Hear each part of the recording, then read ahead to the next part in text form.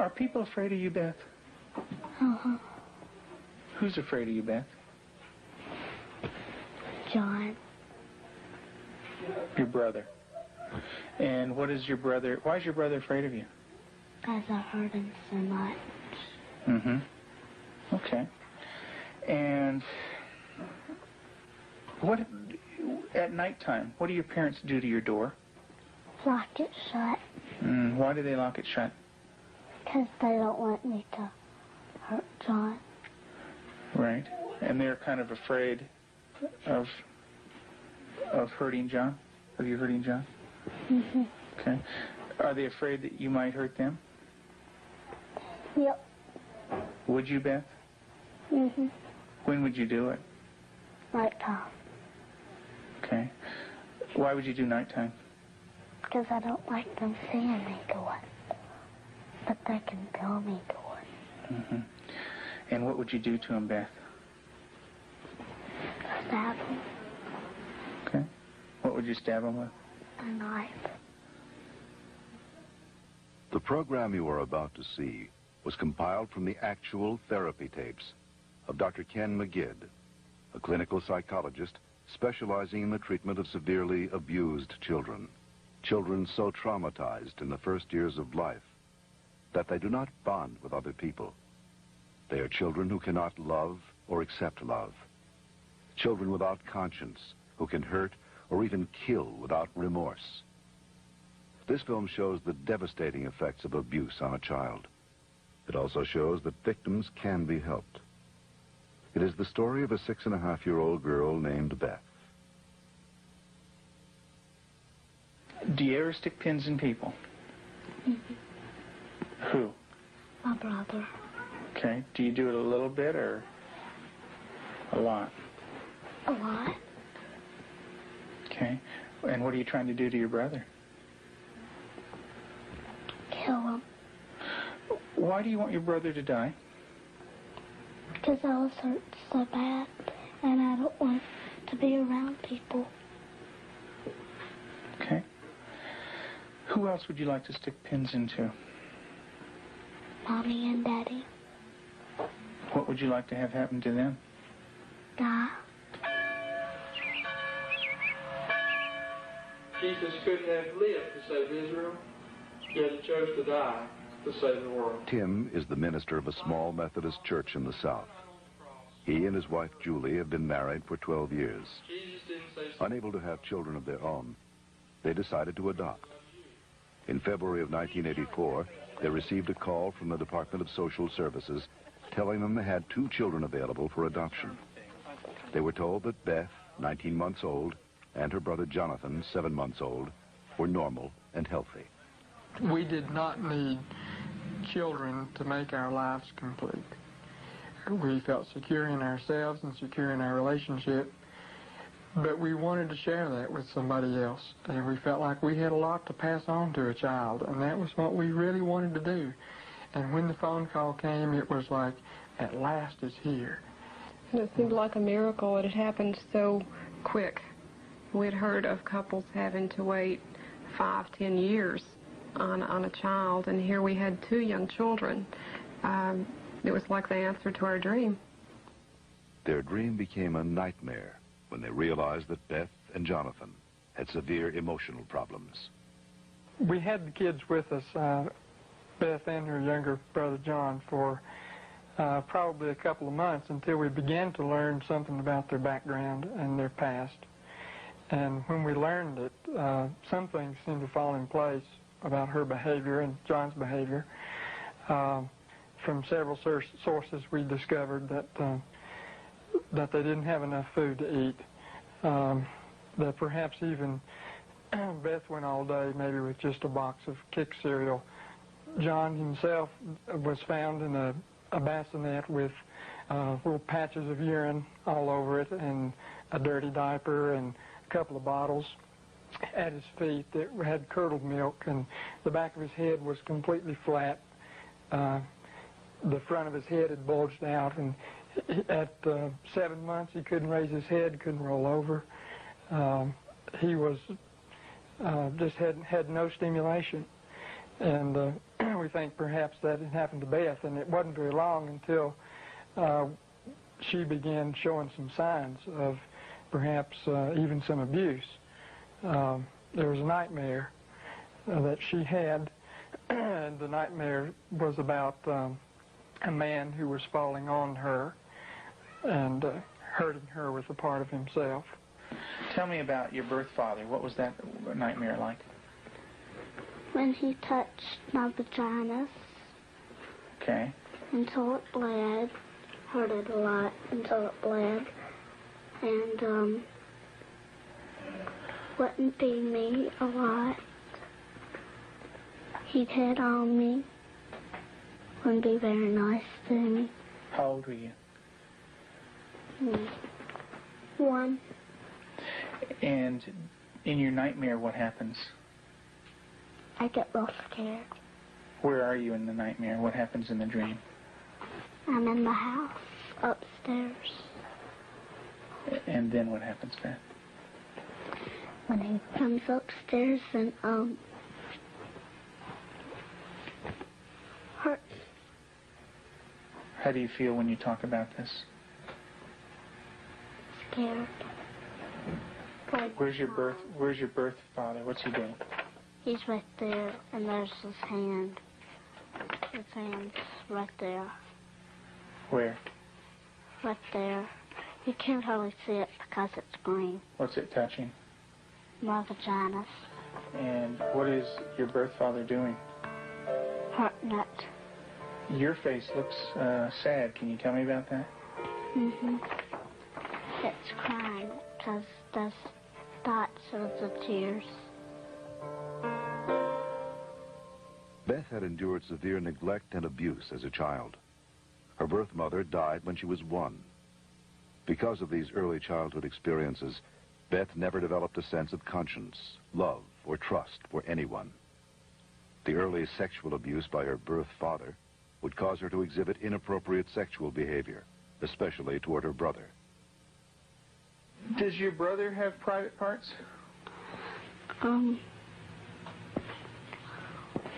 Yeah. Yeah? What is his private parts? Penis and butt. And what do you do with your brother, with his private parts, Beth? I heard it. Tell me about it. What do you do? Well, I pinch it, squeeze it, kick it. When you do things to your brother's private parts, what does he say? Stop. Okay, tell me that. Well, he says stop, but I don't stop. Do you hurt him? A lot. Okay. And would you like to do that to other boys? When I caught her with Jonathan one morning, she was molesting him. He was crying and his pants were down, and I said, Beth, what's happening? And she said, I pulled his penis and put my finger up his anus. And I said, didn't he say to stop? And she said, yeah, he did. And I said, did you? And she said, no. Have you ever rubbed your private parts? Do you do it a lot? A lot. How much do you do that? About every single day in Lexington. I did it every single day until it got real bad and messed up, and I had to go to the doctor, and I did not like it. What do you mean by real bad? Well, it looked real raw, got all kinds of boo-boos on it, germs, a lot of stuff on my hand. And it bled? She started to masturbate at inappropriate times. I remember one time, specifically, when we were at the hospital waiting for Tim to come out. He was there visiting. And Beth and John were in the back seat, and I turned around, and she had her legs spread and was masturbating in a public parking lot. And I had tried to explain to her numerous times before that that's private area. You don't do it in public places. And gone over that with her, and and it never seemed to faze her. And Julie, how often would your daughter masturbate? daily, constantly. Do you have animals, Beth? 4 of them. Can you tell me their names? Clyde, Shuggy, Darcy, and Annie. And Daddy said a day ago that there was a stray cat who did not have a home, so Daddy was taking care of it and took it to the vet when he had his flight to go. And what do you do to the animals, Beth? Stick them with pins. Do you stick them a little bit or a lot? A lot. What are you trying to do to the animals, Beth? Kill them. What do they do when you stick them with the pins? Well, Annie cries. She's a dog. She got baby birds down out of the nest, and we thought maybe she was just curious. So we explained that she could hurt them, put them back, and went through a whole sitting down and talking to her about the problem of it. And the next day we went out to check the baby birds, and they were on the ground dead with their necks broken. Let's talk about what happened once when you were smaller, when you found some baby birds in a tree. What did you do then? I took them out. Mm-hmm. And what did Mom say to you? That the mother will not come back if somebody touches her baby. Mm-hmm. Are the baby birds kind of small? Can you describe them for me? Well, they don't have their eyes open, but they can hear me, and they look up. Are they kind of helpless? Little baby birds? Can they fly? No. Can they run away?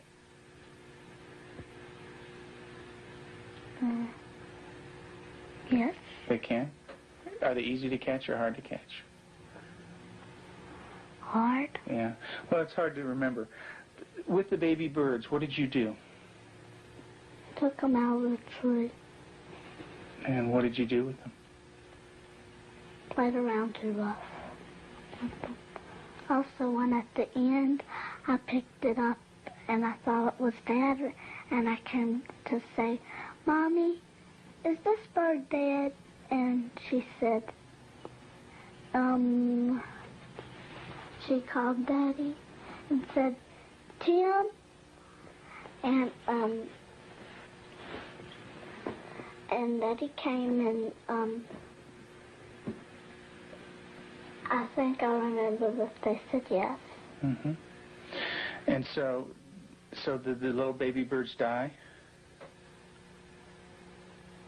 I don't know. You don't remember? I just remember that I remember that Mommy and Daddy said the last bird we got was dead. Mm-hmm. Do you know what Mom said to me? She said that all of them were dead. Did you squeeze them? Did Baby Beth squeeze them? You're doing a good job, honey. Go ahead and tell me what happened. I squeezed them. And what happened? They died. But this kind of aggression at our animals, and even at our brother Jonathan, was beginning to grow to such an excess that our life was miserable at home. John would cry in the mornings and say his stomach hurt. For the longest time, we thought maybe this child has some problem with his intestinal area, or maybe he has allergies, and so we tried to get all that checked out. Come to find out, Beth was coming out of her room and hitting him in the stomach. And so, as a last resort, just to protect him, we had to tie our door shut. So I guess for the last 3 or 4 months now, we've had to tie her in at night, sort of barricade her. The repercussions of Beth's tragic childhood led to uncontrollable rage. Despite the love and nurturing of her adoptive parents, she took this rage out on herself, on her brother, and on them. Her acts of violence became more and more cruel and frightening. Well, I noticed several, like paring knives in the kitchen, missing. And my first thought was Beth. And I felt a little guilty about it at first. I thought, nah. But I really didn't even mention it to her. They'd been gone several weeks. She was sitting at the table drawing and mentioned to me, "What do those knives look like that are gone, Mom?" And I said, "What knives, Beth?" And she said, "Weren't they kind of silver and about this big?" And I knew then, and then this little smile that's not a sweet smile, but a malicious type of smile. And I knew then, I thought, she's got them. Tell me about the knives. Where did you get them? From the drawer. And where else? Do you remember? Mm-hmm. Tell me about it. I got them from the dishwasher. What kind of knives?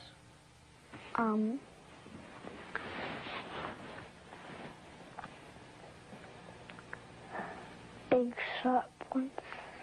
And what do you want to do with those knives? Kill John and Mommy with them, and Daddy. And when Mommy asks you about where the knives are, what do you say? I don't know where they are. What did you think she might do with the knives? My first thought was Jonathan. And the reason we thought that was that she had, by this time, she had tried to kill John on several occasions and openly admitted that. In the basement, she was hitting his head against a cement floor. I heard his screams and ran down and had to literally pull her hands off, and she looked wild-eyed. Did you get real mad at him? Did you hit his head real hard? Tell me about it. How many times did you do it? A lot? Mm-hmm. What was the floor like? Cement. And what happened to your brother? Tell me about it. His head hurt real bad, but his chin, he had to have stitches in it. Could you stop? Use your words, Beth. No. Okay. What was your brother doing when you were doing this? Playing with the toys. Okay. Was he asking you to stop when you were doing it? What was he saying? He was saying, "Beth, stop." And what did you do? I didn't stop. I just kept on hurting him. What were you thinking when you were doing that? Thinking of killing him. How did you stop? What made you stop? When I heard Peter walking across the kitchen. Mm-hmm. It made me stop because I thought Mommy and Daddy were coming. Okay. Did Mommy come? What did she do? She sent me to my room. Okay.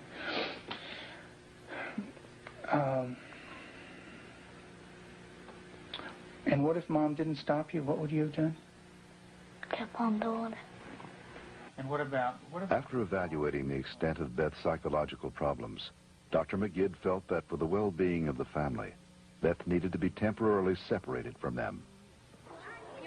In April of 1989, her parents brought her to a special home with an expert at raising children with early attachment disorders, especially children who are dangerous to themselves and others. I have children that have killed numerous times. Cold-blooded family members, neighbor children killed them. And they can do it. Makes my blood run cold just thinking about 9 years old. People don't think a 9-year-old is capable of cold-blooded murder, but they are. That attachment break does severe damage to the heart, the ability to care and the ability to love. If they don't care and they don't love, They're capable of anything. We're very strict about everything. Everything is completely monitored. We take complete control because a child who's unattached does not trust. And because they don't trust, they don't allow anybody to be boss of them. So we take complete control. They are not boss of anything. They have to ask to get a drink of water. They have to ask to go to the bathroom. And they have to ask to leave our sight. Part of that is because we cannot trust them because of the damage that they've done before. Beth, would you like to say grace, please? Dear Heavenly Father, thank you for this good day and everybody doing good. In Jesus' name, amen. Amen. Amen. They believe that they're evil. They believe they're from the devil. They believe that they are not a person of value. And we have to change that, and we have to build that from a child who's nothing, who's a bad kid in their own mind, to a child who's valuable and loving, and they see themselves as that.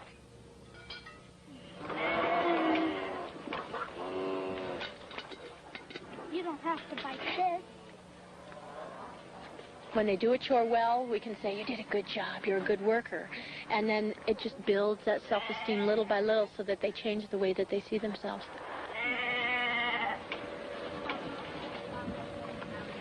Several months into treatment in this controlled environment, Beth had made progress, and her therapist decided to loosen some of the controls. Anybody wants some more? I can. Beth continued to show signs of improvement. She began to develop a sense of right and wrong. She seemed to respond to affection, was more outgoing. Gosh, you don't have to like. She went to public school, made friends at the local church, and even sang in the choir.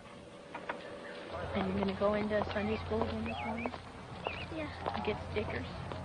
Maybe you could put one on your nose. Through the years you made it clear that the time of Christ was near.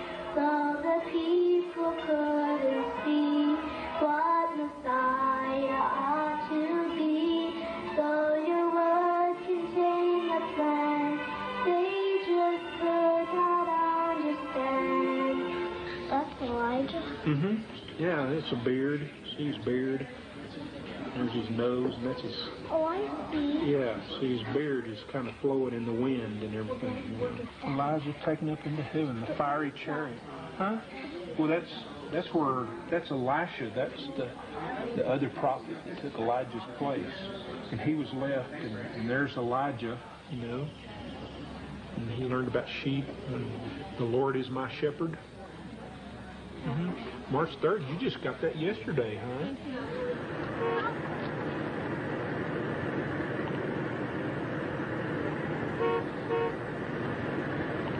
In the beginning, we couldn't trust her with anything. She was locked up at night. We had alarms on the door at night so she wasn't sneaking around doing things with the other children. We don't worry about that anymore. There's no alarm on her door at night now. She sleeps in the same room with my own daughter, and I trust her that much. She brushes the dogs, and I trust her that much. Because she has earned that trust. She's learned it. She has a heart, and she has a love inside, and she feels bad when she does something now. In the past, because she didn't have a conscience, she didn't feel anything when she did something bad. There was just no feeling there. And now she does feel bad, and it shows in her face. I believe that Beth can make it. She's got a really bright mind. She's got a good heart now, which has done a lot of healing. She's got a really super set of parents. They're powerful, they're knowledgeable, they're motivated. She's done a lot of good work with you in therapy, with Cannell and with myself. She wants to heal, and that's the #1 key. And she wants to heal because she has a family that really cares about her, and she wants to be with them. Do you know where that anger came from? That's when my dad hurt me. I had it all inside, and I remembered it, and I started doing it. And what did that do when it was inside you? It made me want to hurt people really bad. And who did you hurt? My brother, my mom and dad, and animals. And animals. Who did it hurt the most? My brother. Who did it hurt the most? Me. Why don't you tell me that? It hurt. It hurt me the most. How did it hurt you the most? Because when I hurt other people, I'm hurting my good self. How do you feel right now, Beth?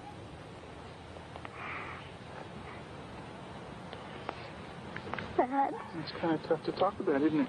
Yes. It is. Beth gave her last interview for this film in December of 1989. Although she had made progress, she would still need extensive therapy. Not all abused children are as deeply scarred as Beth, but all abused children suffer a profound hurt for the rest of their lives. The road to recovery is long and hard for the abused child. There are more than 1 million new victims of child abuse in America every year.